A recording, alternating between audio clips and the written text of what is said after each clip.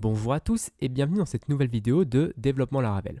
Aujourd'hui, je voudrais parler des webhooks avec Stripe. Alors, qu'est-ce que c'est qu'un webhook avec Stripe?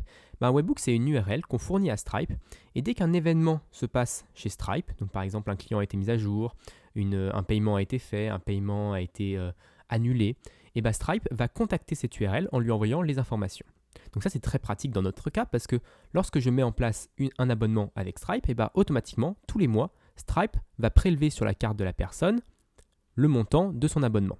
Et moi, j'aimerais bien qu'il m'envoie une notification lorsqu'il le fait pour que je puisse générer les factures, envoyer un petit message de mes remerciements, etc. etc.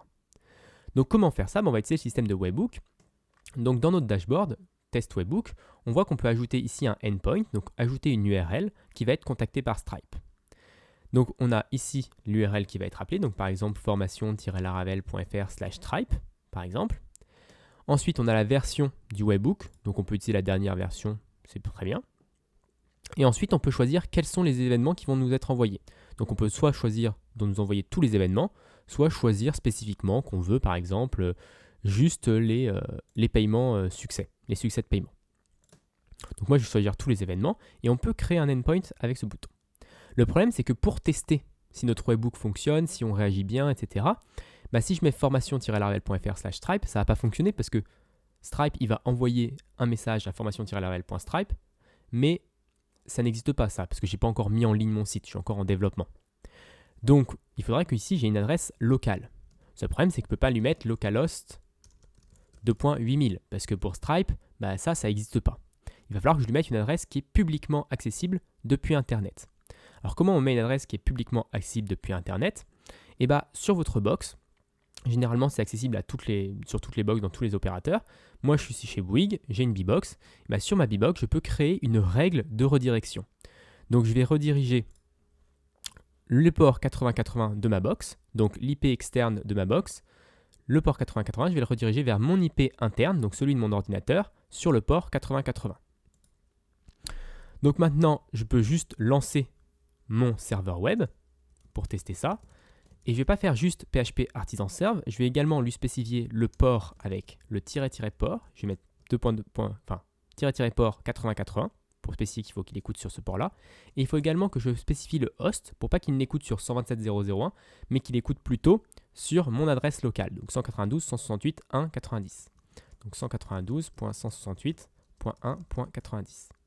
Quand je mets entrée, il écoute sur cette URL-là. Donc je peux copier-coller cette URL-là et la visiter, et ça fonctionne bien. Parfaitement, on voit mon site de test comme si j'étais sur localhost 2.8000.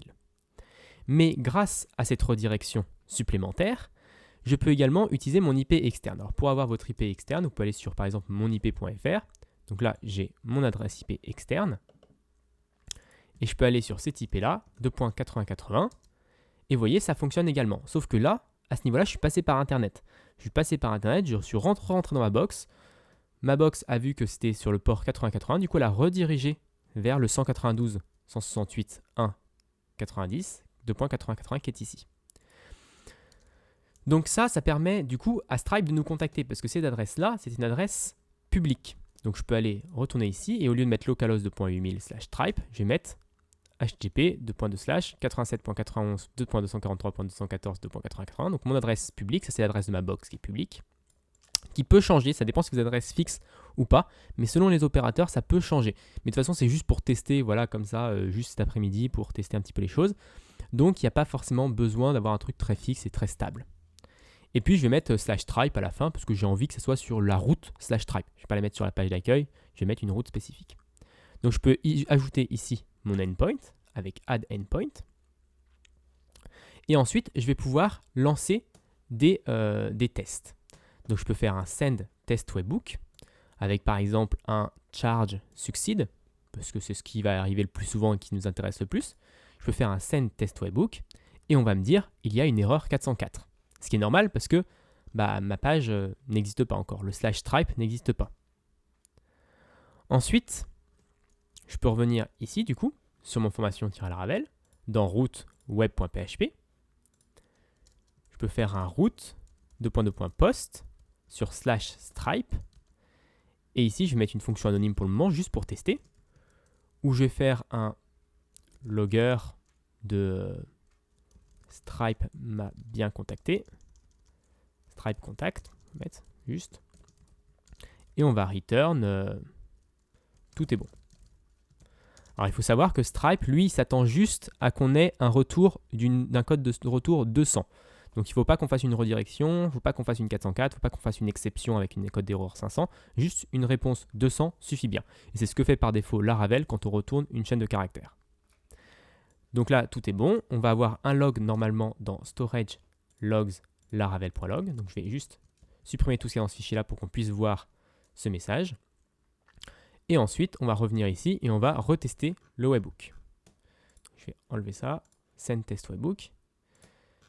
Charge succeed, toujours. Et cette fois-ci, on a eu une erreur 419. Alors, qu'est-ce que c'est qu'une 419? On voit ici la réponse de Laravel, page expired. Alors, pourquoi page expired? C'est que vous vous rappelez, dans les formulaires, quand on envoie un formulaire avec Laravel, et par défaut, Laravel va nous protéger du CSRF grâce au CSRF token. Et lors, à ce moment-là, quand Stripe nous envoie un test webhook, et dans ce cas-là, il n'y a pas de CSRF token parce que Stripe, c'est pas nous. Donc, il ne peut pas nous envoyer un CSRF token. Par défaut, c'est la protection qu'on veut. Mais du coup, pour Stripe, ça nous bloque à ce niveau-là. Donc, il faut qu'on exclude Stripe des CSRF tokens. Et ça, c'est prévu par Laravel. Si je vais dans app http middlewares verify CSRF token, on a un protected except ici. Et ici, je peux juste mettre /stripe pour dire que cette route-là, particulièrement, elle ne doit pas être protégée par le CSRF. Alors d'ailleurs, je pense que je peux enlever juste le slash. Donc si je reviens ici, que je reclique sur Send Test Webhook pour réessayer, on voit bien que la réponse c'est tout est bon et qu'on a bien tout à fonctionner. Donc voilà pour cette première vidéo de présentation des webhooks avec Stripe. J'espère qu'elle vous a plu. Si elle vous a plu, n'hésitez pas à vous abonner et à la partager, ça fait toujours plaisir. Et moi, je vous donne rendez-vous la semaine prochaine pour une autre vidéo de développement Laravel.